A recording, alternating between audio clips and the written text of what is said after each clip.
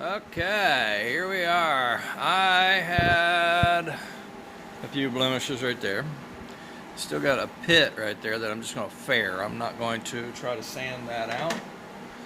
I had a spider web here from impact damage here, and this is about how much I had to sand down to get those cracks out.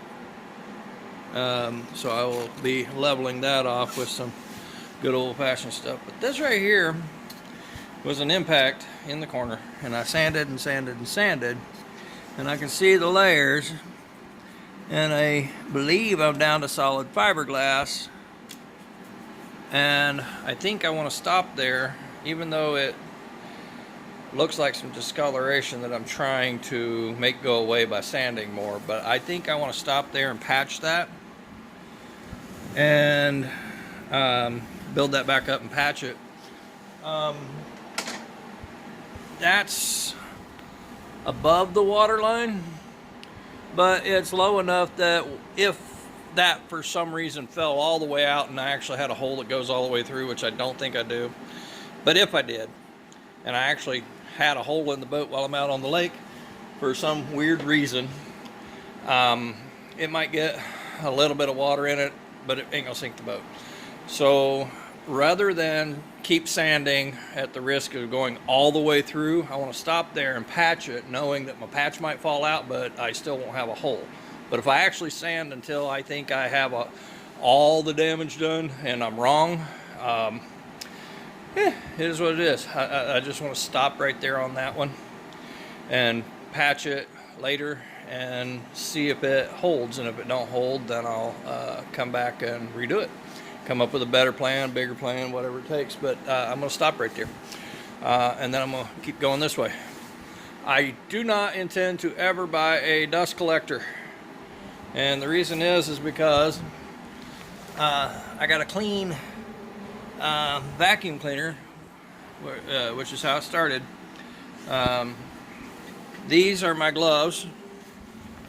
There is a little bit of gel coat dust on them. There's a lot on that hose. Still not sure why. And I'm sure some is getting away from me. I got my fan on, but I got it on the other side because that's where I want to be sanding eventually. But back here I'm just limited on space, so I thought I'd just start out fresh with a good clean vacuum cleaner and go for it. And so far it's working good. I mean, I can just say I'm satisfied with it enough that I'm not going to buy a dust collector. I intend to continue forward just like I am with what I got. Yeah, but this is a pretty nifty little outfit right there. Can't wait to get my full face respirator for other projects.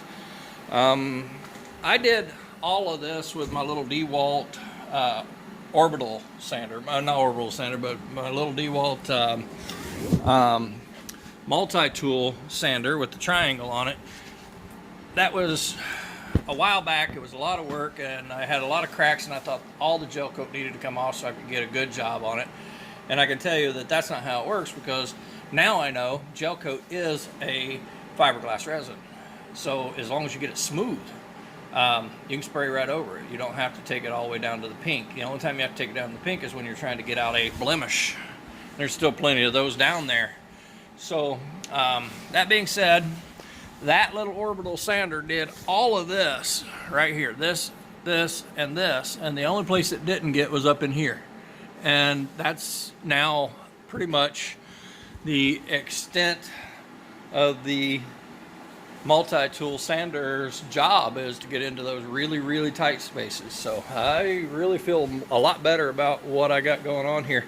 The only thing I don't have that Boatworks today does have is a much better sander, a much better vacuum cleaner, and a cyclone dust collector thing that is attached to it. Not an actual dust collector, but it's a cyclone thing that, you know, collects a lot of it, keeps him from having to empty his vacuum cleaner as much. I'm content with just starting out clean every day and going forward and not worrying about buying any of that stuff. I've got limited space in the shop, so I'm good with what I got, and I'm just going to go forward. Thanks, and have a great day.